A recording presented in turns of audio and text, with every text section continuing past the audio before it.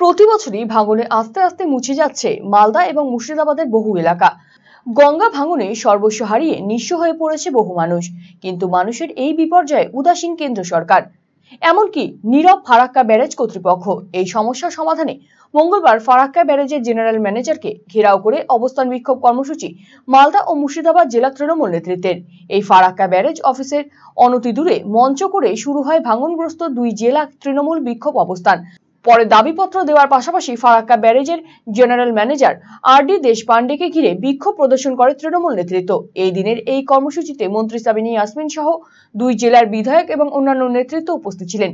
মালদার বৈষ্ণবনগর থেকে মানিকচক ব্লক পর্যন্ত 120 কিলোমিটার এবং মুর্শিদাবাদ জেলার ভাঙন কবলিত এলাকায় গঙ্গার পাড় স্থায়ীভাবে বাঁধাইয়ের কাজ শুরু না হলে বৃহত্তর আন্দোলনের হুঁশিয়ারি দিয়েছেন বিক্ষোভকারীরা। আমি এমনিতে ইরিগেশন ডিপার্টমেন্টের এই গভর্নমেন্টের স্টেট মিনিস্টার।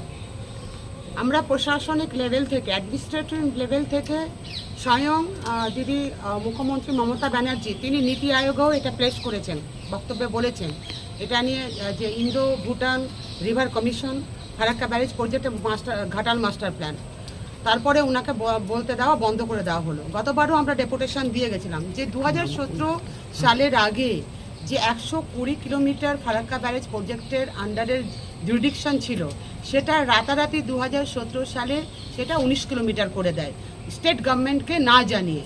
ফলে আমরা ডিমান্ডে করতে এসেছি, কারণ একরের পর একর জমি আজকে নদীর তলায় তলিয়ে যাচ্ছে, একের পর এক বাড়ি ঘর সব ধসে চলে যাচ্ছে, মানুষ রাস্তায়। আমরা তাদেরকে 1 নম্বর খতিয়ানের তারা জায়গা দিতে পারছি না তাদেরকে বসবাসের জন্য। 64টা স্কুল এই মুহূর্তে বন্ধ আছে মালদা জেলার। ফলে যতক্ষণ না পর্যন্ত ফারাক্কা ব্যারেজের প্রজেক্ট যেটা 2017 সালের আগে ছিল, প্রিয়রঞ্জন দাস মুন্সি যেটা করে গেছিলেন, যতক্ষণ না পর্যন্ত 120 কিলোমিটার জুরিডিকশন আবার ফারাক্কা ব্যারেজ প্রজেক্ট তারা না নেবে, ততক্ষণ পর্যন্ত আমরা জিএমকে ঘেরাও করে বসে থাকি। এখন কি করছেন আপনারা? আমরা ঘেরাও করে বসে আছি। কাকে? জিএম, ফারাক্কার জিএমকে আমরা ঘেরাও করে বসে আছি।